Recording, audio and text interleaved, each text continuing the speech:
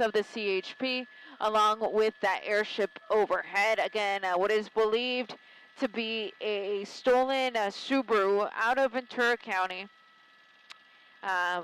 Esmeralda is telling me that the pursuit itself actually began in Moore Park. So the car was taken out of Camarillo, but the pursuit began in Moore Park. So all Ventura County area, but is now making its way southbound or eastbound here on the 101 freeway near the Tampa exit.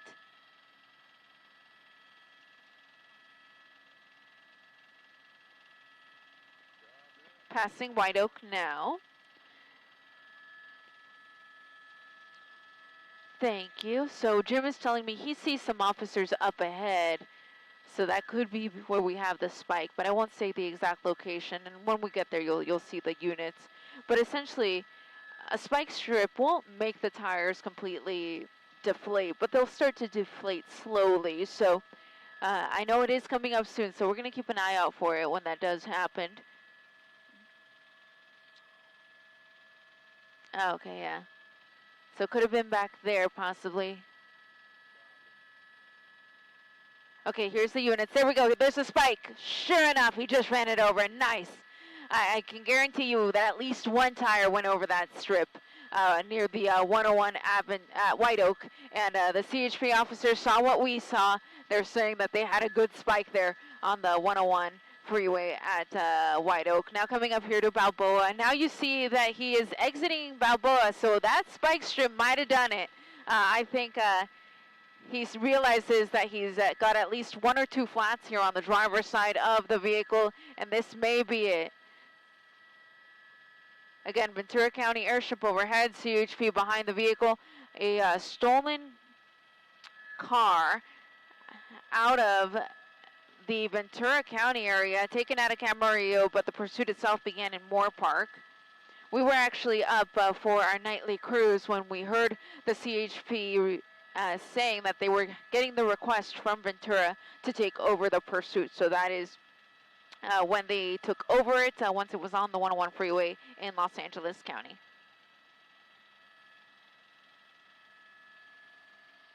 So coming up to Havenhurst, let's see if he tries to exit.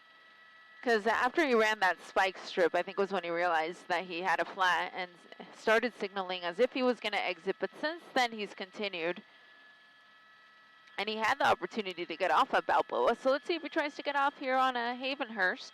Where we're at is going to be the San Fernando Valley, but we're essentially in Encino area. Approaching the 405 freeway here on the southbound or eastbound 101.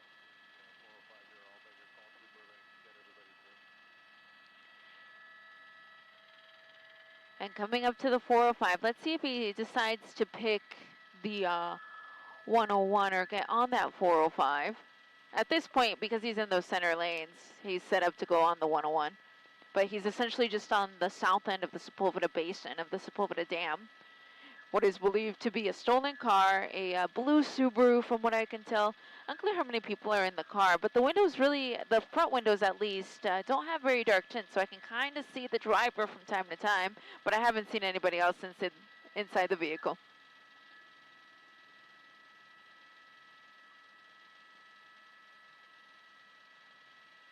Okay, so he's kind of starting to move over to the right, it seems like. Nope, he's going to stay on the 101.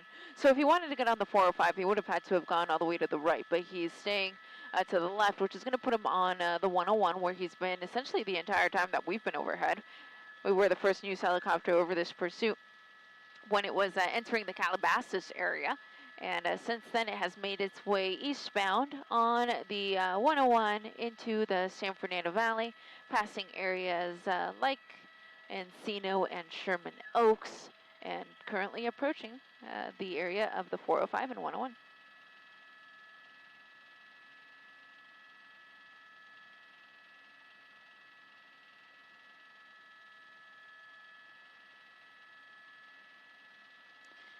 So in terms of his speeds, it's been pretty light. I mean, you see the speeds there. It's essentially freeway speeds. This hasn't really been an erratic chase. He really hasn't been weaving in and out of lanes. He's, for the most part, just staying in his lane at about 55 to 60 miles an hour or so.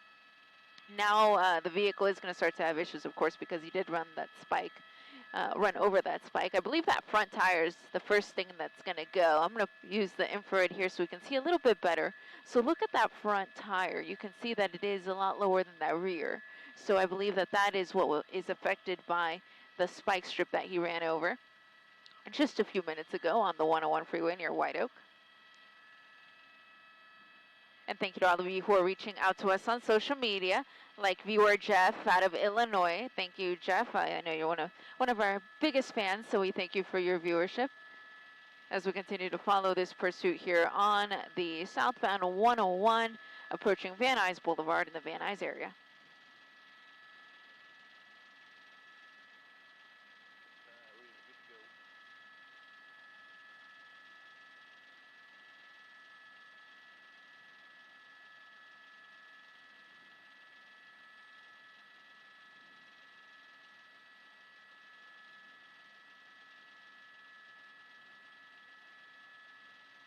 So once again, if you're just joining us, this is a pursuit that's been going on for quite some time, but it may be coming to an end here soon. You see that the vehicle is starting to smoke. There goes the tire.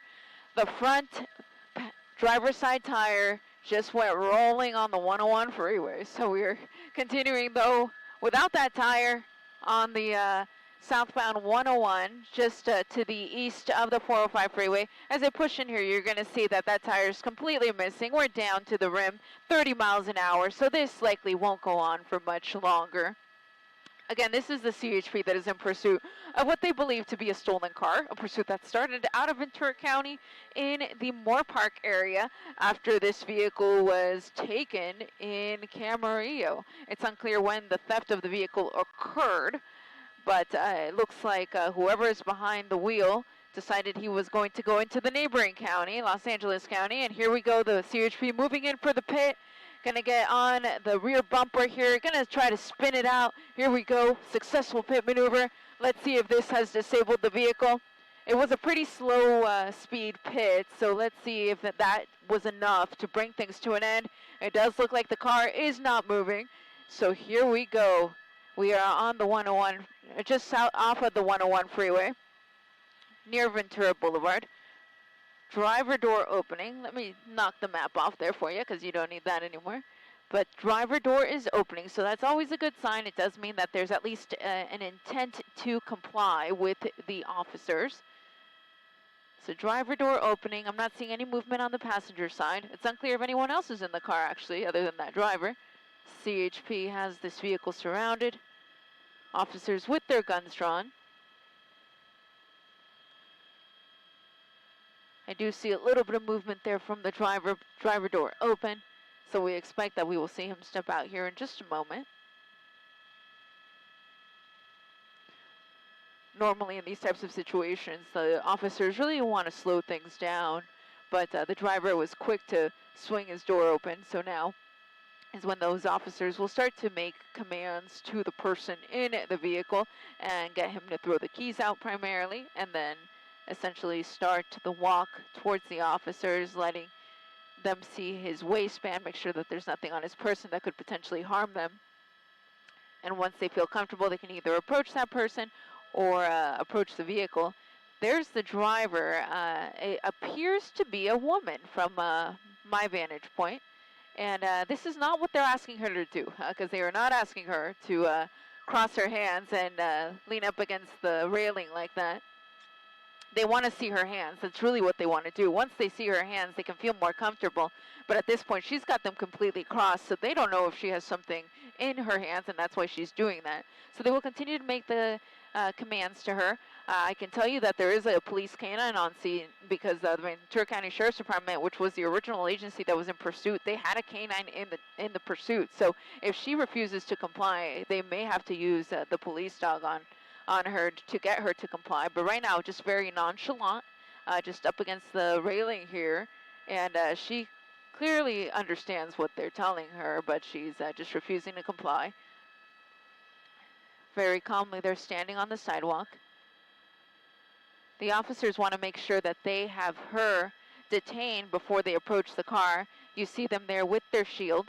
A team of officers assembled, guns drawn. So they will start to make their way towards her. You see the dog there that I was talking about. So if the dog is needed, they will have the dog get her first. Hopefully she complies and that won't be necessary, but there goes the dog for the bite. He's tugging on her sweater, but she's really still not budging.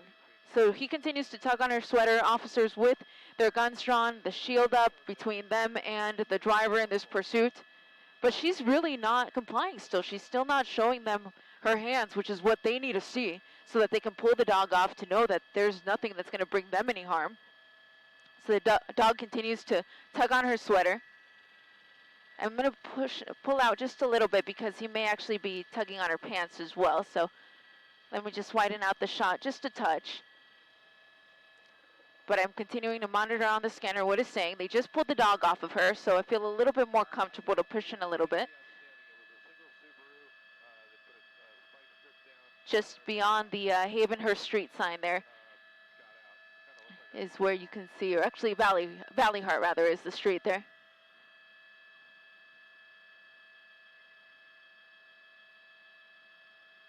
I don't want to push in too much because it's unclear to me what her clothing situation may be. So I can still see her though. I can see that she's detained. She's fully complying now. They are going to search her person to make sure that there's nothing on her that could potentially harm any of these officers. Since it does appear to be a woman,